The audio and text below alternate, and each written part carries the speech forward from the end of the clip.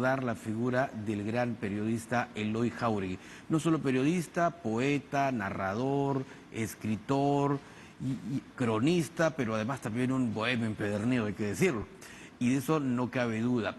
Además, dentro de sus obras, varias de ellas, una de quizás la que más se resalte es Pa Bravo Yo, la cual escribió en Cuba y la reeditó hace poco tiempo, contando un poco la historia de la salsa, de este género musical, de cómo fue llegando a Lima y cómo fue creciendo e impactando entre los peruanos. Pero sin duda un hecho relevante fue el tema del COVID, su contagio que lo dejó afectado en cuanto a la salud, con muchas dolencias, quizás hasta débil, como decían sus amigos, porque Eloy no solo buscaba hablar sobre el COVID, sino que incluso durante la época de la cuarentena abandonó su casa y se fue a los hospitales, a las emergencias, a las camas UCI, a ver y a describir la situación en que miles de peruanos enfrentaban este contagio. Lo escribió, lo fue contando y lo fue narrando. Estaba a poco de cumplir 71 años. Pero vamos a hablar con alguien que lo conocía de cerca, que ha trabajado con él y que han tenido seguramente muchísimas conversaciones de día y sobre todo de noche. Estamos en contacto con Edwin Sarmiento, que es periodista, ex cronista parlamentario y también uno de los mejores amigos de Eloy Jáuregui. Edwin, buenas noches, gracias por estar aquí en TV Perú. Buenas noches, ¿cómo estás? ¿Qué tal? Encantado de estar con ustedes. Cuéntanos por favor alguna de esas anécdotas de las que seguramente tienes muchísimas con Eloy Jáuregui. Pues son innumerables porque Eloy era un contador innato de historias y de relatos. Quienes lo conocíamos sabíamos que algunas de ellas eran verdades y muchas otras inventadas al vuelo, ¿no? Pero lo evidente en él era que siempre estaba, no era aburrida una conversación, en absoluto. Tanto que cuando él, por ejemplo, me llamaba, yo ya sabía que tenía que compartir esa soledad personal que él tenía, ¿no? Y compartir suponía quedarme en el teléfono 2 horas, algunas 3, hasta que se acababa la batería, sea de mi teléfono ¿Por, o por- por qué de él, ¿no? por qué soledad personal si tenía tantísima cantidad de amigos?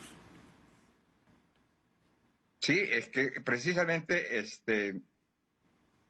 ahora me he enterado esta noche en el velorio que hemos estado en el Colegio de Periodistas, Ujú. que no solo era yo a quien llamaba, sino a muchos otros amigos comunes, claro. Y de manera que él se pasaba el día conversando. O sea, para no sentirse, como dije, solo, ¿no? Claro.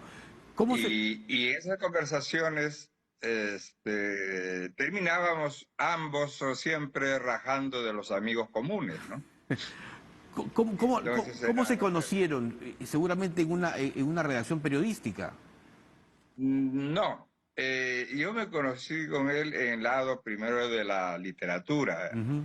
Eran épocas en que yo también frecuentaba el Palermo, que ahora ya no existe, que era un bar en Colmena con Azángaro, ¿no es cierto? Y era un cenáculo donde estaban los poetas, los escritores, novelistas, en fin, de la década del 50, 60 y 70.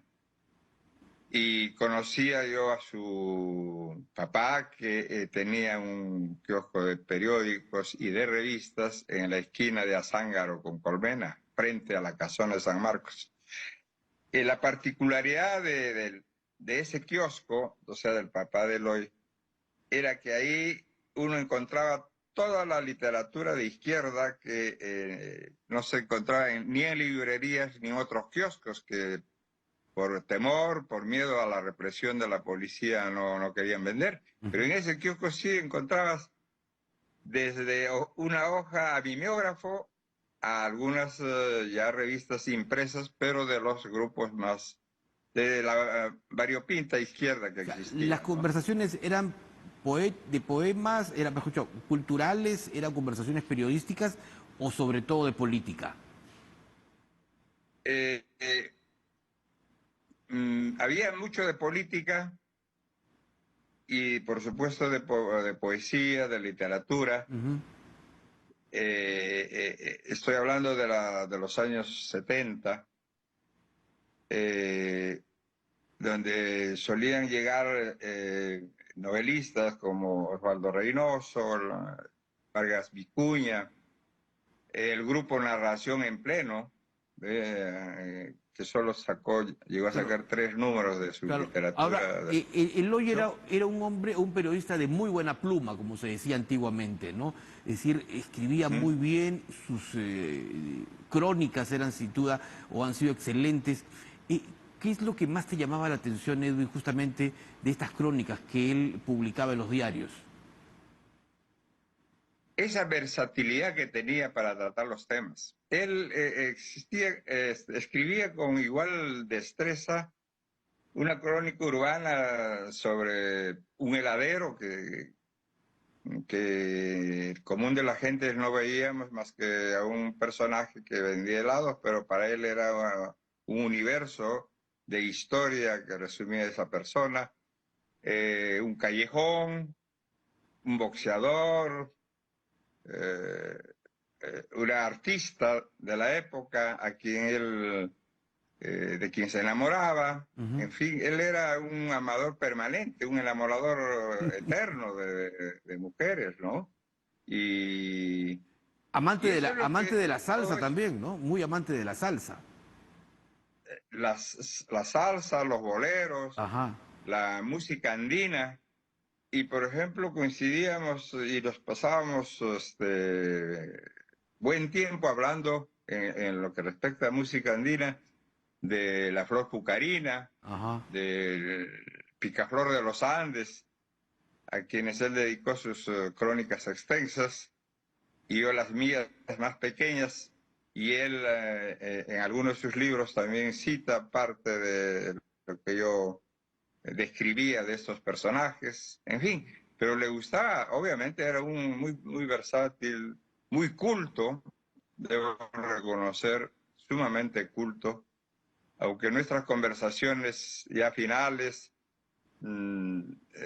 lindaban en lo cotidiano, en lo rutinario, en las personas o en las circunstancias, sin mayor Ya. interés por la profundidad, ¿no? Correcto. Ahora, Éramos amigos que ¿cómo habría que recordar a Eloy Jauregui?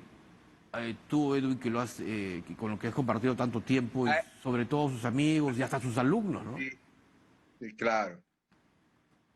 A Eloy hay que recordarlo con la alegría Ujú. permanente, la ironía a flor de piel,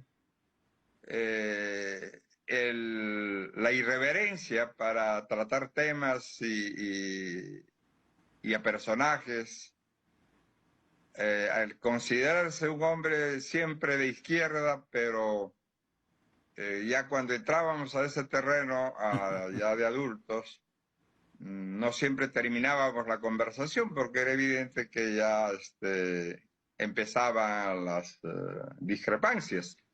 Pero inmediatamente después de media hora nuevamente nos estábamos llamando para hablar de temas comunes que no nos separaban, sino siempre nos unían, ¿no? Entonces la etapa más, para mí, que la que me golpeó mucho fue en ese periodo que él contrajo El COVID. el virus, ¿no? Ujú.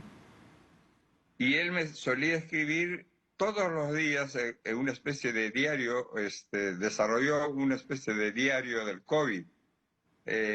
Por las tardes me estaba llegando por WhatsApp el resumen ejecutivo de cómo él se había sentido ese día. Entonces, en la manera como describía su situación, sus dolores, cómo enfrentaba el malestar, digamos, Ujú. que producía el virus, era tan desgarrador que yo terminaba leyendo realmente con muchísimo no solo dolor, sino temor, ¿no?